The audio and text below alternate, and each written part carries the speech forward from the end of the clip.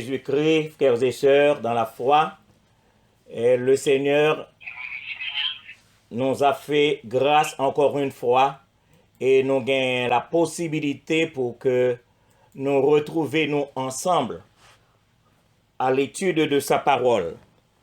En effet, il y a longtemps déjà que nous commençons l'étude de l'épître que Jude a adressée à ceux qui sont appelés, à ceux qui sont aimés en Dieu le Père et à ceux qui sont gardés pour Jésus-Christ. Nous sommes arrivés au verset 9 que nous avons commencé depuis la semaine dernière. Et maintenant, pour nous entrer d'emblée dans cette étude, nous allons faire la lecture allant de ce verset 9 jusqu'au verset 11. Jude, du verset 9 au verset 11. Or, l'archange Michel, lorsqu'il contestait avec le diable et lui disputait le corps de Moïse, n'osa pas porter contre lui un jugement injurieux, mais il dit que le Seigneur te réprime. Eux, au contraire, en parlant des faux prophètes, ils parlent d'une manière injurieuse de ce qu'ils ignorent, et ils se corrompent dans ce qu'ils savent naturellement, comme les brutes. Malheur à eux, car ils ont suivi la voie de Caïn. Ils se sont jetés pour un salaire dans l'égarement de Balaam. Ils se sont perdus par la révolte de Corée. Mes frères, mes sœurs bien-aimés, nous t'ai dit que la dernière fois, nous t'avions abordé un sujet particulier tenant compte du verset 9 de l'épître de Jude. Et nous t'ai dit que nous devons aborder l'étonnante attitude de l'archange Michel. Bon, je vais reformuler encore pour nous. L'étonnante attitude de l'archange. Car l'archange Michel, face au diable, il se comportait bien. L'archange Michel, il ne s'énervait pas. De préférence, il a bien parlé. Pour qui ça, l'archange Michel, pas injurier le diable pour ses vagabondages? La raison est simple. C'est parce que l'archange Michel, il sait bien que bon Dieu pas fait de lui-même le juge du diable. Il connaît très bien que il doit garder sa langue en bride. Il connaît pertinemment que il a une mission pour protéger le corps de Moïse. Et dans une telle affaire, s'il doit dire quelque chose, il doit imiter le langage de l'Éternel. Donc, nous rendons compte le langage de l'archange Michel est totalement différent du langage de bien d'autres hommes. L'attitude de l'archange Michel est totalement différente de l'attitude des faux prophètes. Parce que les versets que nous prenons gagner pour pis devant, nous prenons rendre compte les manières de fonctionner les faux prophètes. On se demande, est-ce que y a la sagesse nécessaire pour le ministère auquel ils sont appelés? Et c'est ça que fait nous pral dit. En tant que chrétien, en tant que serviteur de Dieu, nous n'avons pas à suivre les faux prophètes. Nous pas gain pour nous coûter et il nous faut faire attention, il ne faut pas les copier. Parce que les conséquences de leur attitude, nous déjà connaissons dans les Saintes Écritures. Donc, si des gens qui suivent, qui écoutent, qui copient, eh bien, la conséquence sera fatale. En effet, dans verset 9 là, nous t'ai déjà ouais comment l'archange Michel l'était comporté. Et nous t'es capable de demander nous quelle leçon l'attitude de l'archange t'a doué enseigner nous. On a relu le verset 9 encore pour nous voir l'attitude de l'archange Michel. Là, il est écrit, or l'archange Michel, lorsqu'il contestait avec le diable et lui disputait le corps de Moïse, n'osa pas porter contre lui un jugement injurieux, mais il dit que le Seigneur te réprime.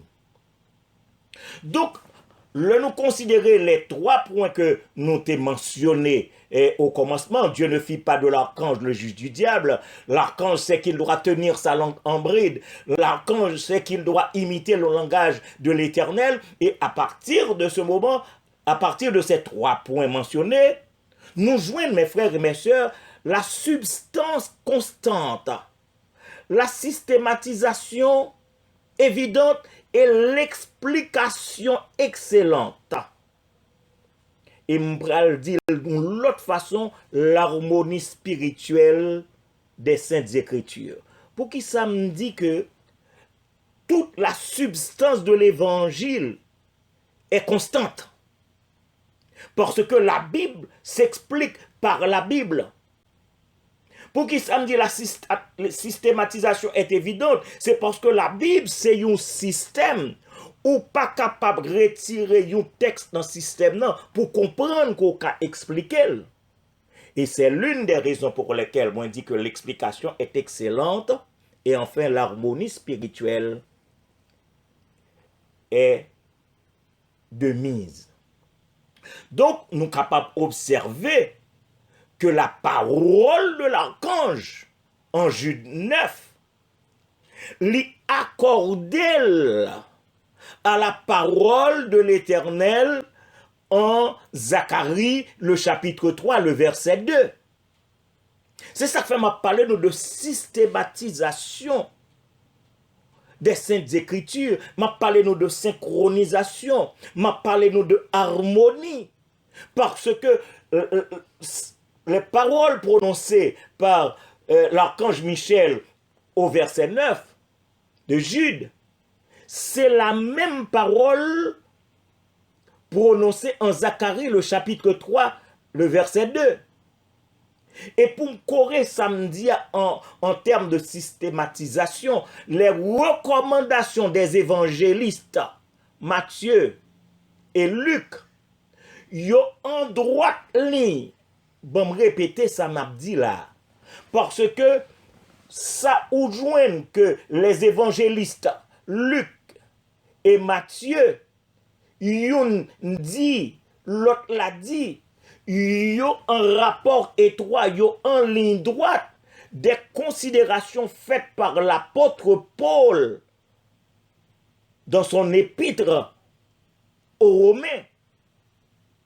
Non seulement ça que Matthieu dit, ça que Luc dit, en accord à l'épître aux Romains de l'apôtre Paul, mais aussi en accord direct à une remarque que l'apôtre Jacques fait lui-même dans son épître.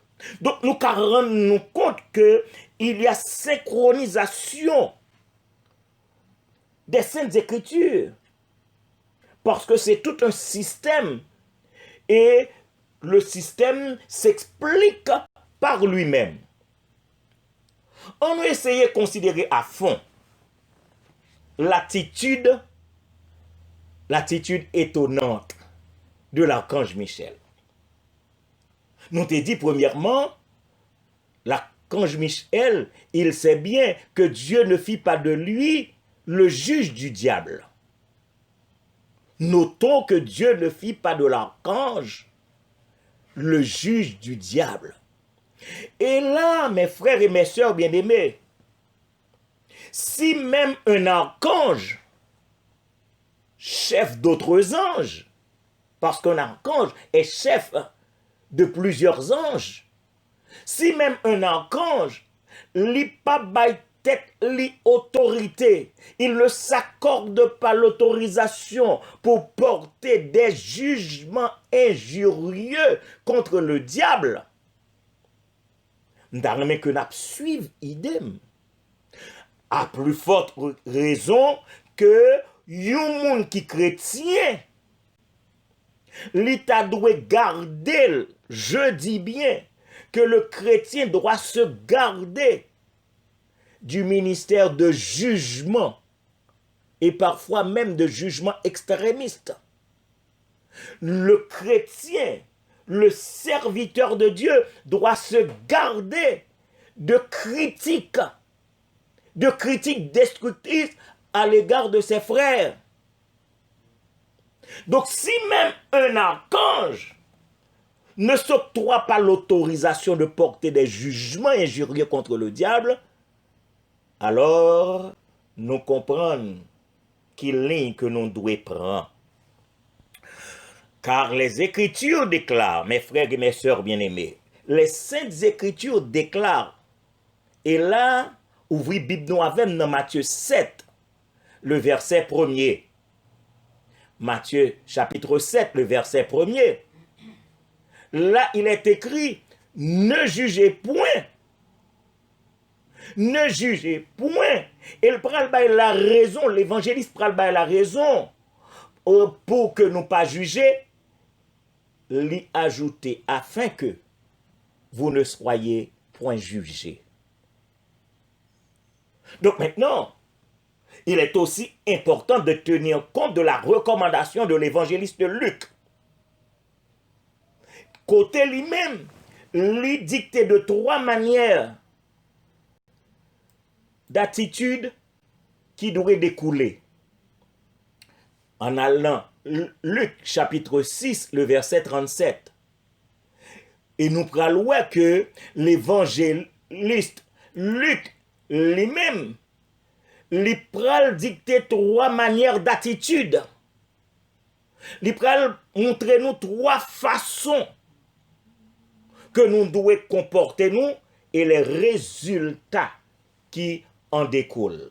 J'espère que nous tournons page Bible en Luc, le chapitre 6, le verset 37, et nous sommes capables de faire lecture côté nous hier, nous pral faire pour nous également.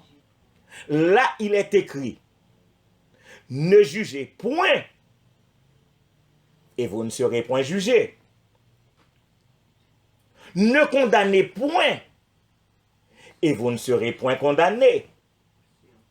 Absolvez, et vous serez absous.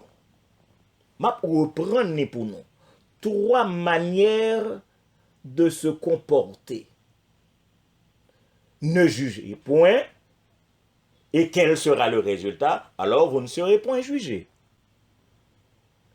Ne condamnez point, ok, et vous ne serez point condamnés. Voilà le résultat. Absolvez, c'est le verbe absoudre. Cela veut dire faites grâce. Parce que le verbe absoudre, c'est faire grâce. Absolvez, faites grâce. Et vous serez absous. Vous obtiendrez grâce. Maintenant, on allait beaucoup plus loin. Toujours par la synchronisation de l'écriture. En tant que système. En tant que système. Et de telle sorte, mes frères et mes sœurs bien-aimés, pour que nous éviter le ministère de jugement et de critique. On allait pour nous voir comment la Bible, en tant que système, bien synchroniser les choses de telle sorte que nous qu'à éviter le ministère de jugement et le ministère de critique. L'apôtre Paul va le réveiller chez le chrétien ce que j'appelle premièrement l'humilité et la conscience. Deuxièmement, la sagesse et la circonspection. Troisièmement, la prudence et la vigilance. Je reprends pour vous. Par synchronisation de l'écriture en tant que système, l'apôtre Paul va le réveiller chez le chrétien, premièrement, l'humilité et la conscience. La sagesse et la circonspection, c'est un terme que l'apôtre Paul utilisait lui-même, le mot circonspection, mais qui signifie retenue prudente. Tendez bien la définition de ce terme circonspection. Cela veut dire que ou bien on retenu, mais on retenu fait avec prudence. De paroles que vous avez prononcées ou de actions que vous avez commises. Voilà la signification de circonspection. Retenue prudente que l'on observe dans ses paroles ou ses actions. Donc je dis bien que l'apôtre Paul voulait réveiller chez le chrétien 1. L'humilité et la conscience. 2. La sagesse et la circonspection. Et 3. La prudence et la vigilance. Maintenant, on nous allait dans l'humilité et la conscience. Ça pral référer nous à l'épître de Paul aux Romains, le chapitre 2, le verset 1er. Et là, nous prenons voir que l'apôtre Paul voulait réveiller la caille moins, la caille ou l'humilité. Il dit, ô homme, qui que tu sois, mais espérez que nous comprenions les raisons pour lesquelles l'apôtre Paul intercalait qui que tu sois. L'apôtre Paul t'es capable de dire tout simplement, ô homme, toi qui juges. Mais l'apôtre Paul écrit, ô homme, virgule, qui que tu sois. Cela veut dire que à quelque niveau qu'on t'est capable y est, à quelque position élevée qu'on t'est capable y est dans la société, à quelque dignité que t'es capable conférer, et l'humilité. Et l'apôtre Paul formulait la première partie de ce texte, ô homme, qui que tu sois, toi qui juges, tu es donc inexcusable. Tu es donc inexcusable. Cela veut dire que la conscience de l'homme s'éveille pour que nous reconnaissions, pour que l'homme reconnaisse que lui-même tout est inexcusable. Et c'est l'une des raisons pour lesquelles l'apôtre Paul écrit, ô homme, qui que tu sois, toi qui juges, tu es donc inexcusable. Et l'apôtre Paul pourra ajouter, car en jugeant les autres, tu te condamnes toi-même. Il réveille la conscience de l'homme. Car en jugeant les autres, tu te condamnes toi-même, puisque toi qui juges, tu fais les mêmes choses. Nous qu'à comprendre la retenue prudente de l'archange Michel face à l'adversaire, et la leçon que nous devons tirer de cela, c'est observer une retenue prudente dans nos paroles et dans nos actions. Mais deuxième, ça que l'apôtre Paul te voulait faire nous réveiller la caille chrétien, la caille moins, la caille où, c'est la sagesse et la circonspection deuxièmement. En allant Romains le chapitre 14, le verset 4, là, il est écrit, qui es-tu, toi qui juges un serviteur d'autrui? Waouh! Toi qui juges un serviteur d'autrui. Il va l'ajouter, s'il se tient debout ou s'il tombe, cela regarde son maître. Mais il se tiendra debout, car le Seigneur a le pouvoir de l'affermir. Ça fait appel à la sagesse. Parce que le serviteur, c'est un serviteur d'autrui. Ça fait appel à la circonspection, retenue, prudente. Parce que si le serviteur tient debout, ou s'il tombe, cela regarde son maître.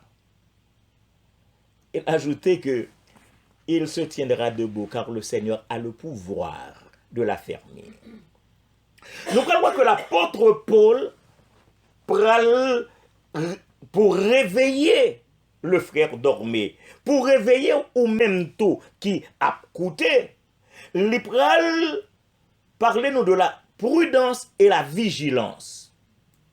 La prudence et la vigilance, de telle sorte que nous évitons tout ministère de jugement et de critique. L'apôtre Paul va le réveiller troisièmement, la caïnou, la prudence et la vigilance. Nous rendons compte, c'est en Romains 14, le verset 10, nous parlons premièrement la prudence. En Romains 14, le verset 10, nous parlons deuxièmement la vigilance. Laissez-moi lire pour vous. Mais toi, pourquoi juges-tu ton frère? Ou toi, pourquoi méprises-tu ton frère? Et nous prenons l'appel à la vigilance, puisque nous comparaîtrons tous. Tendez ça bien. Vigilance, s'il vous plaît. Puisque nous comparaîtrons tous, soulignez le mot tous, devant le tribunal de Dieu. Donc, toujours, nous rendons compte que le comportement de l'archange Michel laissait pour moi une leçon et doit laisser une leçon pour nous dans nos relations les uns avec les autres. Et comme moi t'ai dit, nous devons considérer la Bible en tant que système et toujours par la synchronisation de l'écriture et toujours dans le but d'éviter, je dis bien éviter, le ministère de jugement et de critique. Kounia, c'est Jacques qui pral parler. Kounia, c'est Jacques qui pral parler. Nous rendons compte, deux évangélistes, Matthieu et Luc, mettez-vous d'accord. Paul rejoint nous. Jacques Kounia pral parler, c'est pour montrer qu'il y a synchronisation de l'écriture. Et il pral attirer notre attention ou bien réveiller notre mémoire, parce que souvent nous sommes de mémoire oublieuse. Et Jacques écrit dans Jacques chapitre 4, le verset 12. Jacques chapitre 4, le verset 12. Un seul est législateur et juge. Je reprends. Un seul est législateur et juge. Mais espérez que nous comprenions ça, Jacques voulait dire là. Et puis il dit, c'est celui qui peut sauver et perdre. Mais toi, qui es-tu qui juge le prochain? Je reprends pour vous le verset. Jacques chapitre 4, le verset 12. Un seul est législateur et juge. C'est celui qui peut sauver et perdre. Mais toi, qui es-tu qui juge le prochain? Nous rendons compte si nous laissons conduits par l'Esprit de Dieu et si nous versons dans les Saintes Écritures, dans la lecture méditative, nous allons comprendre pourquoi l'archange Michel n'osa pas porter un jugement injurieux contre le diable. Et de même, nous allons rendre compte que Dieu ne nous confie pas, que bon Dieu pas confié à aucun d'entre nous un ministère de jugement et de critique, mais de préférence, prêtez ma attention nous là pour nous entendre bien, mais de préférence un ministère d'intercession et d'exhortation. Un ministère d'intercession. Yon prier pour l'autre. Et d'exhortation. Si gen yon qui a un problème, ou est la deux. En effet, mes frères, le comportement que l'évangile voulait que nous-mêmes, en tant que chrétiens, t'adouer manifester, l'attitude que nous t'adouer gagner, les pas t'adouer différent. Au mieux, les t'adouer sembler à celui que l'archange Michel a manifesté face au diable. Donc, nous qu'à comprendre que à la lecture de certaines portions de l'écriture, des corrections que nous devons porter dans la vie. Nous pas fait étude biblique juste pour nous faire étude biblique, mais nous avons fait étude biblique pour conformer notre vie à la parole de Dieu, à la sainte volonté de Dieu. Et maintenant, mes frères et mes sœurs, songez que nous t'ai dit que l'archange Michel a dû tenir sa langue en bride. Nous devons noter que l'archange Michel a dû tenir sa langue en bride. Pour qui ça? Et quelle leçon tirer de cela? Quelle leçon tirer de une telle attitude? C'est parce que bon Dieu pas voulu que dans bouche nous sorti des paroles injurieuses, des paroles déshonnêtes.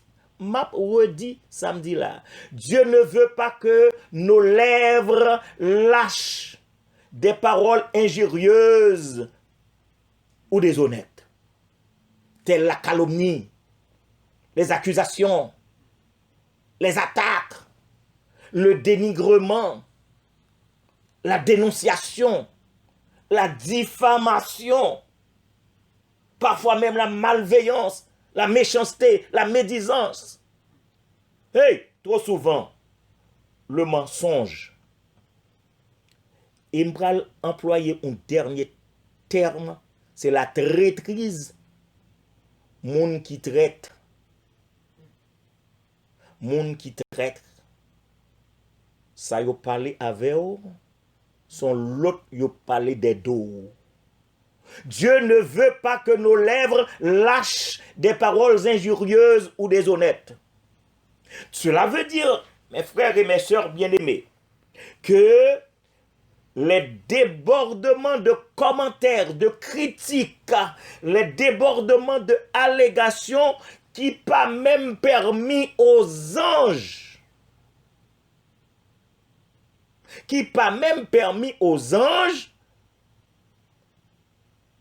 ça veut dire, on t'a doué kembe kon.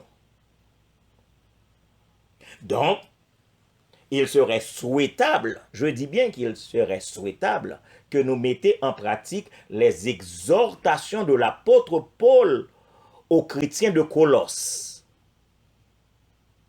On a lu ensemble avec dans Colossiens, le chapitre 3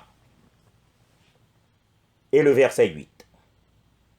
Colossiens, le chapitre 3, le verset 8. Là, l'apôtre Paul a écrit aux chrétiens de Colosse et puis il dit, mais maintenant, renoncez à toutes ces choses. Il va énumérer pour les chrétiens de Colosse et par ricochet pour moi et ou même. Renoncez à toutes ces choses. 1. À la colère. 2. À l'animosité. 3. À la méchanceté. 4. À la calomnie. 5. Aux paroles déshonnêtes qui pourraient sortir, qui t'a capable de sortir dans la bouche. Dans Éphésiens 4, verset 29, l'apôtre Paul écrit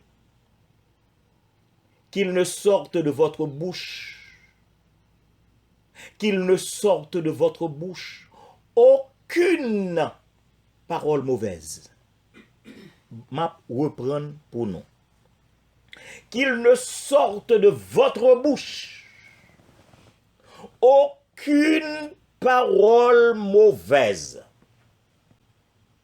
Et puis il prend le bail conseil. Mais s'il y a lieu, ça veut dire sous ta doué parler. Si bouche ou ta doué ouvert, quelques bonnes paroles qui servent à l'édification et communiquent une grâce à ceux qui l'entendent. Belle parole de la part de l'apôtre Paul dans sa lettre aux Éphésiens, le chapitre 4, le verset 29. Alors là, mes frères et mes sœurs, bien-aimés, comme je viens de vous le dire, n'a fait étude biblique, c'est de telle sorte que capable d'un changement dans la vie, nous. Donc cela veut dire que si un ange du ciel croit que les doués kembe lang en bride face au diable, bon moi dis. Si un ange du ciel, un archange même, croit devoir tenir sa langue en bride face au diable, et pourquoi n'accepterions-nous pas les recommandations de Paul dans les rapports avec nos frères? Pour qui ça nous pas capable d'accepter les recommandations bibliques dans les rapports non seulement avec nos frères, mais surtout avec les serviteurs commissionnés. Entendez bien? Les serviteurs commissionnés par Dieu. On a parlé de personnes spéciales, de monde que bon Dieu levait en dignité et qui ce sont de vrais serviteurs, des serviteurs commissionnés par Dieu au service de son peuple. Ceci étant dit,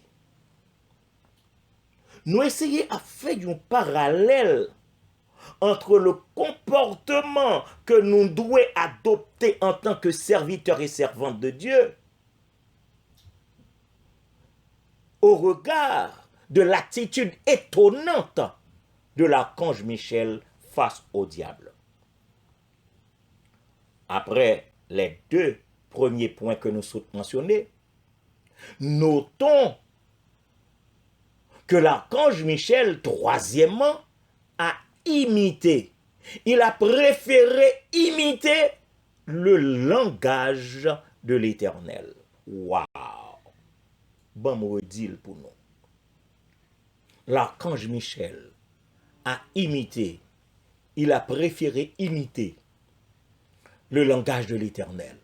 L'archange Michel, s'adressant au diable, s'adressant à l'adversaire, lui dit que le Seigneur te réprime, mot pour mot. Que le Seigneur te réprime. Le même verbe, le même langage. Et s'il utilise Seigneur, alors que quand nous lisons Zacharie 3, le verset 2, lorsque Satan était devant l'Éternel pour accuser Josué, le souverain sacrificateur, là, qu'est-ce qui a été dit? L'Éternel dit à Satan que l'Éternel te réprime. L'Éternel est Seigneur. Le Seigneur est éternel. Je reprends. L'Éternel est Seigneur. Le Seigneur est éternel. Que l'Éternel te réprime. Donc nous rendons compte, c'est mot pour mot. L'archange Michel a imité. Il a préféré imiter le langage de l'Éternel, utilisant la même formulation et le même verbe. Alors là, ça portait à poser 5 questions. La première, quelle leçon, je dis bien, quelle leçon le comportement de l'archange Michel face au diable enseigne-t-il à frère Dormé et à vous autres? Deuxième question, ça m'a pensé, est-ce que vous accordé? Ça m'a pensé, est-ce que vous en référence à la parole de Dieu? Bon, me redit pour nous. Nos pensées s'accordent-elles, se référencent-elles à la parole de Dieu? Troisième question. Parole nous, est-ce que yo semblable, est-ce que yo pareil à parole maître nous, Seigneur nous? Quatrième question. Parole nous, action nous, est-ce que yo reflété, est-ce que yo dévoilé moun que nous dit que nous y est? Bon, me reprendre question ça. Parole nous, action nous, est-ce que yo dévoilé, est-ce que yo reflété ce que nous déclarons être moun que nous dit que nous y est? On va poser une dernière question. Elle est bouleversante. Pendant combien de temps? Attendez ça bien. Pendant combien de temps cette leçon pral gen effet toujours dans la vie nous? Pendant combien de temps cette leçon apprise à partir de l'étude que nous avons fait, combien de temps la gain effet dans la vie nous? Serait-ce pour quelques jours ou serait-ce pour le reste de notre vie? Mon souhait, c'est que nous avons souhaité que en toutes circonstances, nous gagnions l'attitude d'un vrai serviteur de Dieu. Nous rendons compte que nous dit l'archange Michel reconnaît que Dieu ne fit pas de lui le juge du diable. Il reconnaît que Dieu ne fit pas de lui le juge du diable premièrement. Deuxièmement, il devait tenir sa langue en bride. Troisièmement, il devait imiter. Et il préfère imiter le langage de l'Éternel. Maintenant, nous sommes arrivés au verset 10. Et qui ça va arriver au verset 10? Au verset 10, Jude pral référer encore aux faux prophètes. Jude pral référer aux faux enseignants. Silayo qui se glissent malicieusement. Et demandez nous souligner le mot que utilisé là, la malice. De manière malicieuse, yo glissé dans mi-temps nous. Qui ça, Jude dit? Eux, au contraire, ils parlent d'une manière injurieuse de ce qu'ils ignorent. Ils se corrompent dans ce qu'ils savent naturellement comme les brutes. Bon, messieurs, rapidement. Dis-nous ça veut dire. Ils parlent d'une manière injurieuse de ce qu'ils ignorent. Ça veut dire que c'est un bon monde qui pas même des qualifications spirituelles. Et puis, qui est engagé dans le ministère.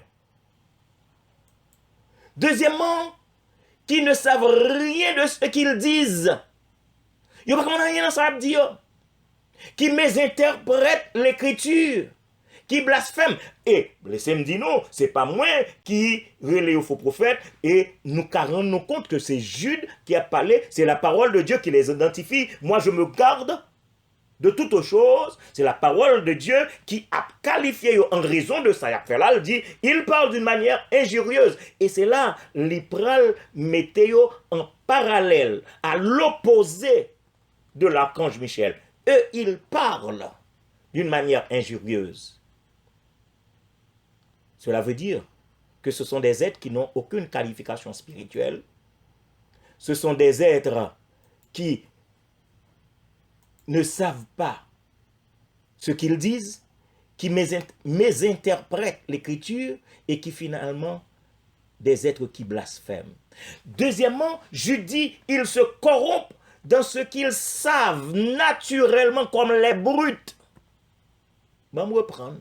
Ils se corrompent dans ce qu'ils savent naturellement comme les brutes. Ça veut dire, ce sont des êtres primitifs, sauvages, non domestiqués, qui s'appuient sur le naturel des choses, des êtres dénués de sensibilité humaine, trois, des êtres qui travaillent à leur ruine. Moi, dit tout ça, juste pour ne pas utiliser le terme brut, pour parler de bestialité, de l'idiotie et de la stupidité. C'est m'taka dit ça, c'est état grave des handicapés mentaux. Monde qui handicapés, mais nous qu'à comprendre, des handicapés psychiques, des handicapés mentaux, ce que l'on appelle l'arriération mentale. Alors, Jude au verset 11, nous prenons ouais qui ça, Jude va le dire, parce que là, c'est la parole de Dieu, moi je me garde. Je ne porte pas de jugement. Jude dit au verset 11, malheur à eux. Jude, oui, Jude, sous l'inspiration du Saint-Esprit, il écrit, malheur à eux, car ils ont suivi la voie de Caïn. Tendez ça bien, car ils ont suivi la voie de Caïn, ils se sont jetés pour un salaire dans l'égarement de Balaam, ils se sont perdus par la révolte de Corée. Prochainement, nous allons aborder ces trois expressions, cette façon, cette formulation faite par Jude. Pour nous connaître, ça veut dire la voix de Caïn, l'égarement de Balaam et la révolte de Corée. Mais entre-temps, ça m'a demandé, bon Dieu, pour nous-mêmes, qui t'a suivi étude là, c'est que bon Dieu permette que nos comportements, je dis bien nos comportements, nos attitudes, capables de servir d'exemple à d'autres. En attendant, que le Seigneur vous bénisse et qu'il vous garde. Amen.